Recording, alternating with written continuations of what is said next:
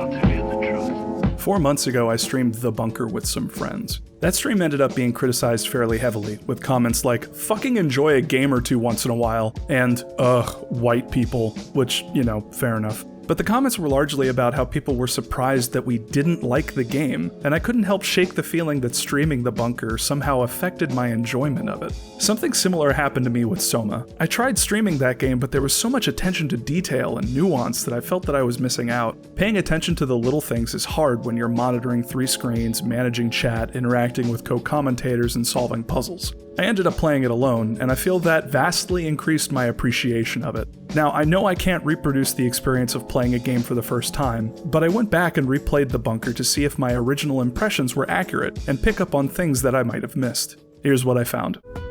For those unfamiliar, The Bunker plays like an FMV game, a la Night Trap and Her Story. It's a series of filmed videos that have you performing actions to progress, which is great. I'm all for an FMV renaissance, especially now that they can take advantage of current game design philosophies and film techniques that weren't around in the 80s and 90s. The plot of The Bunker is also promising. You play as John, the lone survivor of a nuclear calamity living in a bunker in England. The questions surrounding your situation make for a very engaging opening, but it doesn't take long for things to start falling apart.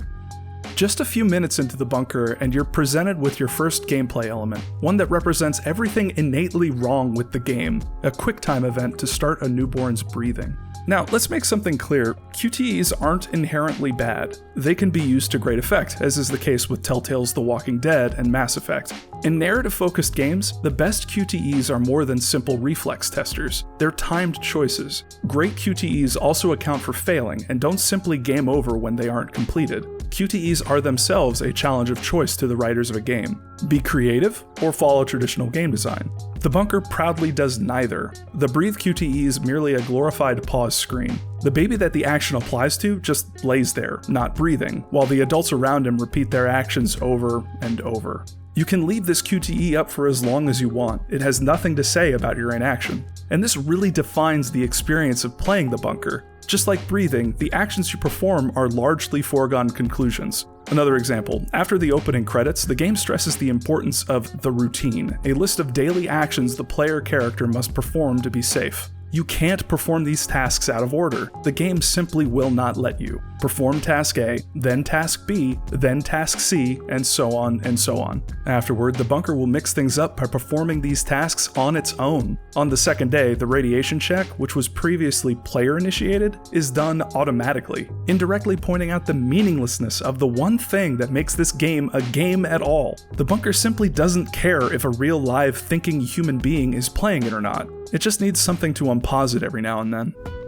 Most everyone in The Bunker sounds dejected and uninterested, save for John's mother and the main antagonist, Commissioner Bishop, who do perfectly fine with their roles even if Bishop turns into a dog after a certain point.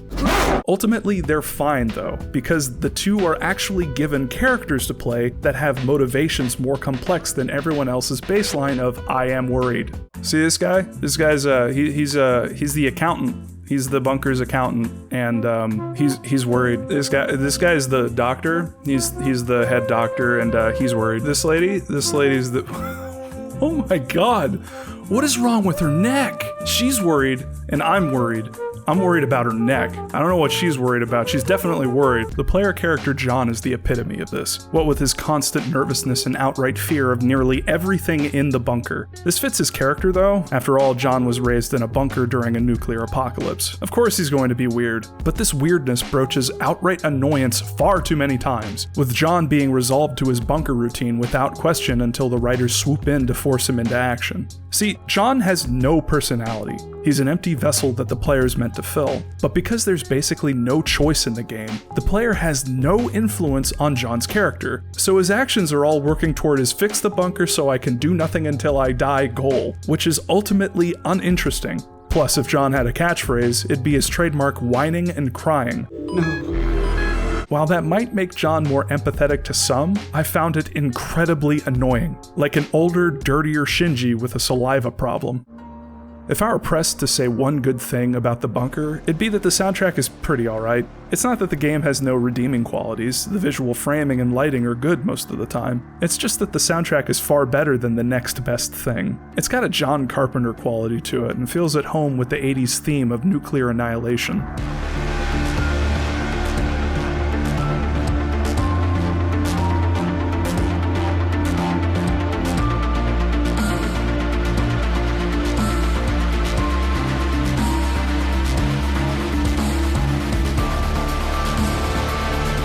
At times I wish it was more subdued, but that's a personal preference.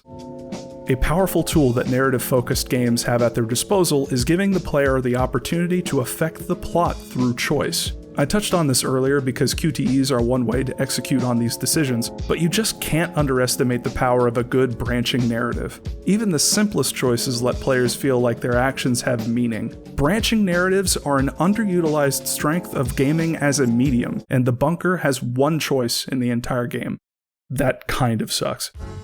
In world building, nuance is powerful and makes everything inherently interesting, and with its intriguing premise, the bunker could have benefited from some attention to detail, but sadly many details in the game's universe feel looked over. Take for example John's mom's corpse. Early on in the game, John's mom dies, forcing John to live alone in the bunker. But what could have been a sad, realistic take on what being forced to live with the corpse of a loved one would be like is wildly undercut by the hilarious inclusion of a prop skeleton. I mean, not only is this thing practically a Halloween decoration, but in actuality it can take years for a corpse to fully decompose into a skeleton in the bunker's current conditions. The game implies this process happened overnight.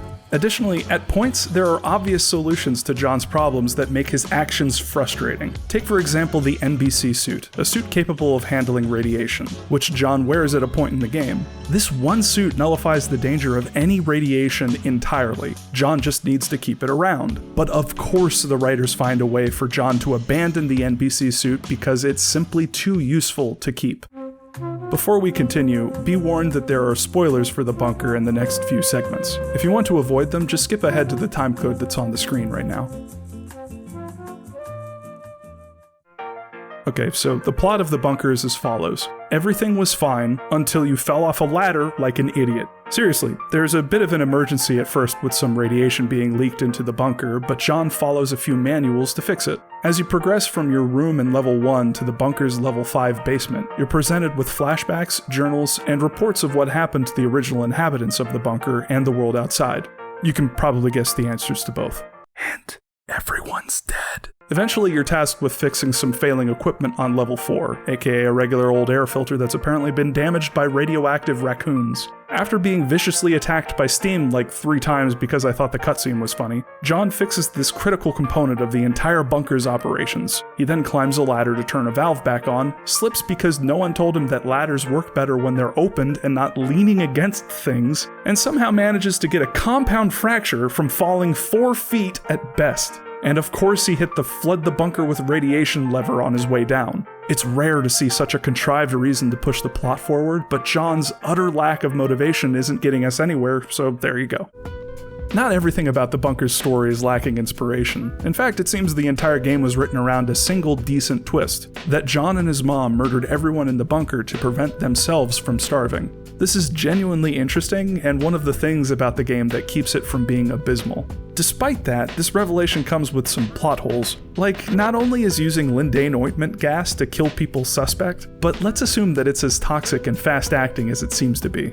How were John and John's mom unaffected by it? Sure, when the gas is first released, they're hiding in a sealed room, but they're quickly forced to leave by an axe-wielding bishop in an NPC suit. I wouldn't view this as much of a problem if the lindane gas bottle being used to kill everyone in the bunker wasn't located literally down the hall, leaking the majority of its contents into the surrounding area.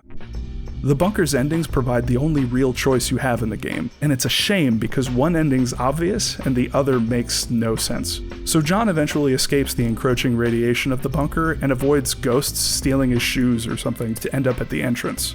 In the first ending, John leaves through the door, takes a breath which is meant to represent the first breath he took at the beginning of the game, and that's it. Done.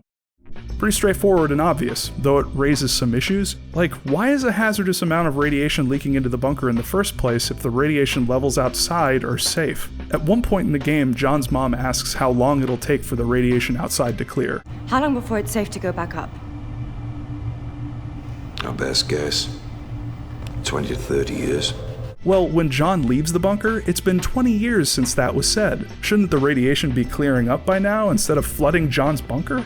The second ending just doesn't make any sense. John stays at the door to the bunker where he's visited by his dead mother, who reminds him of the promise he made at the beginning of the game to not go outside. So John doesn't leave and presumably succumbs to the radiation inside the bunker. The problem I have with this is that the purpose of the promise John made to his mom was to keep John safe. You forgot to say it again. As long as I stick to the routine, I'll be safe. As long as I Always be here. stay in our rooms, I'll be safe. As long as I don't go outside, I'll be safe. The entire bunker is filling with deadly radiation. It's not safe anymore. The only opportunity he has to be safe is outside the bunker. But he doesn't go to safety because technically he promised his mom he'd stay in the bunker? Come on, John. We know you're weird and all, but this is ridiculous. So, did streaming the bunker affect my opinion of it?